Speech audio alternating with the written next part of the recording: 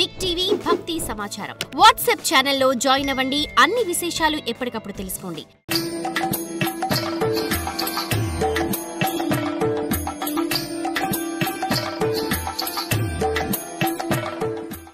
లోకంలో కర్మలు బంధాన్ని కలిగిస్తాయి. నిజమే, కర్మలు చేయని చెప్తూ ఉంటే బంధం కలిగిస్తుంది. కానీ దాన్ని నువ్వు దాటాల. అల్లం అదే పనిగా తింటే విరోచనాలు పట్టుకుంటాయి.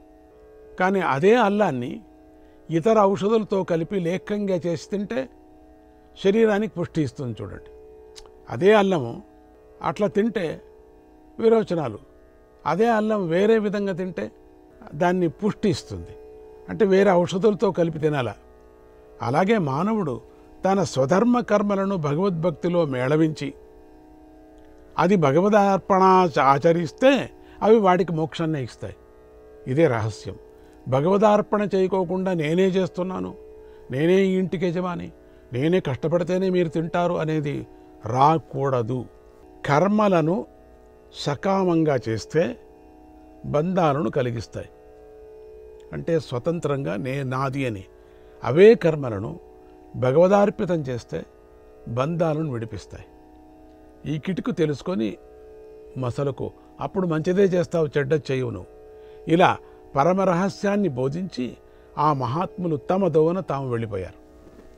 అంతే కదా, చెప్తారు మహాత్ములు ఎందుకుంటారు సాధన చేసేంతవరకు, నీ కర్మ నువ్వు సాధన చేయని చెప్పి వెళ్ళిపోతారు. అప్పటి నుంచి ఆ బాలకుడు రాత్రింబవళ్ళు నిరంతరము భగవన్నామాన్ని జపిస్తూనే తన తల్లి చేతి కింద ఉండి యజమానుల ఇళ్లలో చాకరీ చేస్తూ ఉండేవాడు.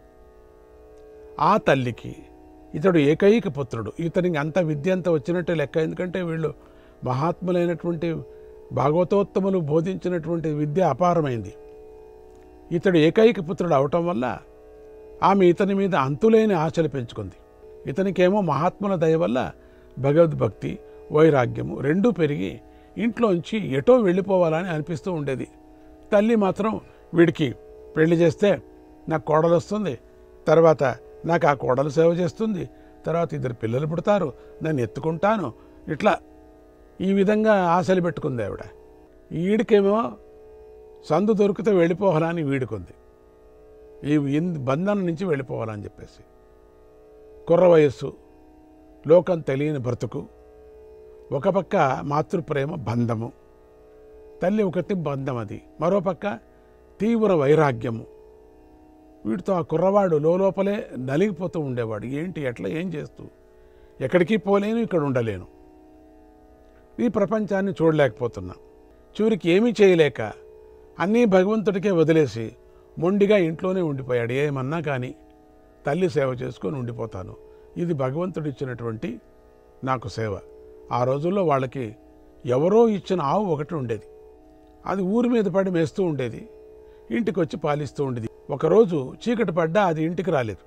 ఎందుకు రాలేదు ఎందుకని విచారించగా అప్పుడు ఆవు ఊరు బయటి అడవిలో దారి తప్పిందని తెలిసింది. అప్పుడుండే ఆవులంతా అడవి దండిగా ఉండేది కాబట్టి అడవిలో మేసుకొని వచ్చేది. ఈ పిల్లవాడి తల్లి ఆమెను వెతకటానికై ఊరి బయటకు వెళ్ళింది ఆవును ఎతకాలని. చీకట్లో ఒక పాము కరిచింది. దాంతో ఆ తల్లి ఎక్కడికక్కడే మరణించింది. పాము కరుస్తూనే ఆవు కోసం వెళ్ళినటువంటిది తల్లి పాము కరిచి చచ్చిపోయింది. మరునాడు ఉదయం ఈ విషయం తెలిసినటువంటి పిల్లవాడికి ఏమీ దుఃఖం కలగలేదు. అప్పటికే వాడికి భగవంతుడి యొక్క తత్వం బాగా తెలిసింది కాబట్టి దుఃఖపడలేదు. అతడు భగవంతుడు నాపై కరుణతో నాకున్న ఏకైక లౌకిక బంధాన్ని కూడా ఇలా తొలగించాడు అని శ్రీహరికి కృతజ్ఞతలు చెప్పుకున్నాడు. సద్య బంధం పోయింది నాకు. ఇక ఆ పిల్లవాడిని పిలిచేవారు పలకరించేవారు లేరు కనుక అతడు అటు నుంచి అటే ఉత్తర దిక్కు వైపుకు సాగిపోయాడు. ఇక ఎవరు మాటలు పట్టించుకోలేదు. పల్లెలు, పట్టణాలు, పర్వతాలు, నదులు దాటుకుంటూ చాలా దూరం వెళ్ళిపోయాడు. శోష వస్తుంది, శరీరం తూలిపోతుంది, ఇక నడవలేనని అనిపించింది. ఆ దశలో ఒక చెట్టు కింద కూర్చొని మహాత్ములు ఉపదేశించిన భగవత్తత్వాన్ని నెమర వేసుకుంటూ భక్తి పారవస్యంతో ఆనంద బాష్పాలు రాలుస్తూ తనను తానే మరిచిపోయాడు. ఆ ఆకలిలో, ఆ ఆయాసంలో ఉండినప్పటికీ కూడా పరమాత్ముడు చెప్పినటువంటి బోధలు, మహాత్ములు చెప్పిన బోధలంతా పరమాత్ముడి గురించి చెప్పిందంతా అనుకుంటూ ఏడ్చుకుంటూ అక్కడే ఉండిపోయాడు. అలా ఎంతసేపు జరిగిందో తెలీదు. మళ్ళీ దేహస్మృతి వచ్చేసరికి తనకి ఇంతవరకు దర్శనమిచ్చిన భగవంతుడి చైతన్య కళ మటుమాయమైపోయిపోయింది. పరమాత్ముడి చైతన్య ఒక దర్శనమిచ్చాడు, ఇచ్చి మాయమైపోయాడు. దానితో మనస్సు ఉద్విగ్నమై మళ్ళీ ఆ భగవద్ దర్శనం చేయాలనే పట్టుదల పెరిగింది. ఏమన్నా కానీ మళ్ళీ నేను దాన్ని చూడాలా అని చెప్పేసి ఇంద్రియాలను మనస్సును ఏకాగ్రం చేసి విశ్వప్రయత్నం చేశాడు. అయినా ఆ దర్శనం మళ్ళీ లభించలేదు. ఒక పక్క విసుగు, మరో పక్క పట్టుదల, రెండు పెచ్చు పెరిగి ఆ కుర్రవాడు తన ఇంద్రియాలను నాడులను మనోబలంతో పట్టి పైకి గుంజసాగాడు. ఏమన్నా కానీ అని చెప్పేసి ఇక శరీరంలోని నాడులే తెగిపోయానని అనిపించే సమయంలో ఆ అడవిలోంచి ఒక గంభీరమైన స్వరం ఇలా ప్రతిధ్వనించింది. ఇంకేం తాను యోగంతో పైకి వెళ్ళిపోతున్నాడు, నరాలంతా బిగించి అనే సమయంలో ఒక ధ్వని వినిపించింది, ఒక ఆకాశవాణి. నాయనా, యోగంలో నువ్వు పైకి వెళ్ళదాగు, నీ ఈ శరీరము నా దర్శనానికి అనుకూలమైంది కాదు. అర్థమైందా? శరీరము దర్శనానికి అనుకూలం కాదు ఇది. అయినా సరే నీ భక్తికి మెచ్చి ఒక్కసారి నా రూపం నీకు చూపాను. దానివల్ల నా మీద భక్తిని మరింత పెంచుకో. ఈ శరీరం దానంతటదే రాలిపోయేదాకా ఆగు. ఈ శరీరంతో పాటు నీ సంస్కారంలో మిగిలి ఉన్నటువంటి దోషాలు కూడా నశించిపోతాయి. ఆ తర్వాత నీవు సాక్షాత్తుగా నా పరిచారంలో ఒకడివి అవుతావు. ప్రళయకాలంలో కూడా చలించని భక్తి, తరగని జ్ఞానము నీకు లభిస్తాయి అని ఆకాశవాణి వినిపించింది. హాయ్, ఇప్పుడే వెళ్ళొద్దు నువ్వు, కానీ మళ్ళీ నీకు దర్శనం ఇవ్వాలంటే ఈ శరీరం పనికిరాదు, నువ్వు వేరే శరీరం తీసుకోవాలా. అంతవరకు అదంతకదే రాలిపోతుంది, ఈ శరీరం ఉండదు. రాలిపోయేంతవరకు నువ్వు ఉండాలా, అప్పుడు నీకు మోక్షప్రాప్తి అంతా అవుతుంది అని కర్మను ఆచరించు. భగవంతుడి వాక్కులు విని బాలుడు గుర్తుపట్టి వినయంతో సాష్టాంగ వందనం చేసి స్వామి మహాప్రసాదం అన్నాడు. అప్పటి నుంచి ఏ కోరికలు లేకుండా నిరంతరము హరినామ తత్పరుడై అడవులలో స్వేచ్ఛగా సంచరించాడు. చాలా ఏళ్లు గడిచిపోయాయి. పక్కలో సింహాలు ఏనుగులు వస్తున్నా ఏమీ చేయలేవాడిని.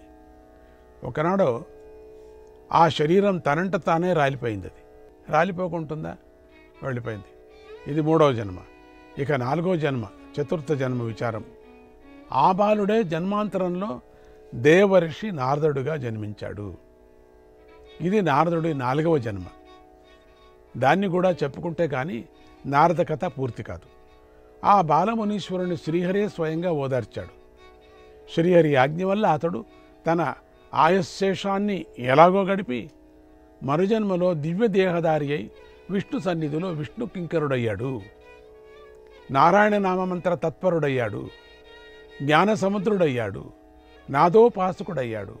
ఆ మునీంద్రుడు కల్పాంతకాలం వరకు జీవించి కల్పాంత సమయంలో మహాప్రళయంలో శ్రీహరిలో లీనమై మళ్ళీ ఆపై కల్పంలో బ్రహ్మమానసపుత్రుడై జన్మించాడు.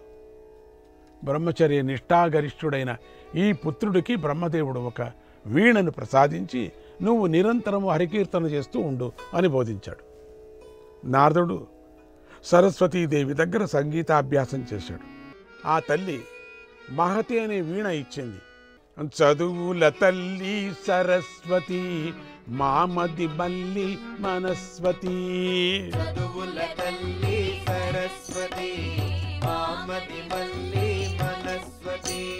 చదువుల తల్లి సరస్వతి మామది మల్లి మనస్వతి. వాణి వీణ దారిణి కలుగని కృప కలుగని.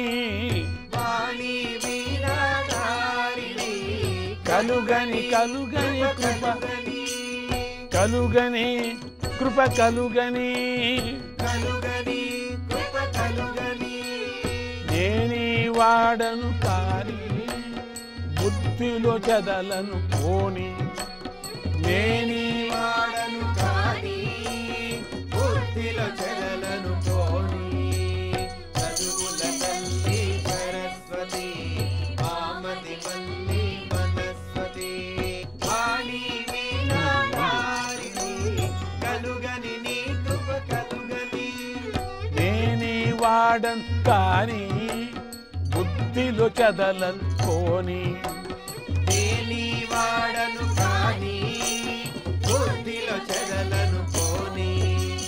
చదువుల తల్లి సరస్వతి మామది మల్లి వనస్వతి బ్రహ్మణి చారిణి మానిని మాలా పుస్తక శోభిని బ్రహ్మణి చారిణి మానిని మాలా పుస్తక శోభిని బ్రహ్మణి చారిణి మానిని మాలా పుస్తక శోభిని బ్రహ్మణి చారిణి మానిని మాలా పుస్తక శోభిని భక్తానుగ్రహకారిణి పాదారుణ సారంగిణి భక్తానుగ్రహకారిణి పాదారుణ సారంగిణి పాదారుణ సంరాగిణి పాదారుణ సంరాగిణి చదువుల తల్లి సరస్వతి మామది మల్లి వనస్వతి భారతి భామతి సన్మతి భారతి భామతి సన్మతి నలుదిక్కుల నీ కీర్తి నలుదిక్కులని ఇలలో నీవే శాశ్వతి సచ్చిదానందే సరస్వతి ఇలలో నీవే శాశ్వతి సచిదానందే సరస్వతి సచ్చిదానందే సరస్వతి చదువుల తల్లి సరస్వతి మామది మల్లి మనస్వతి చదువుల తల్లి సరస్వతి మామది మల్లి మనస్వతి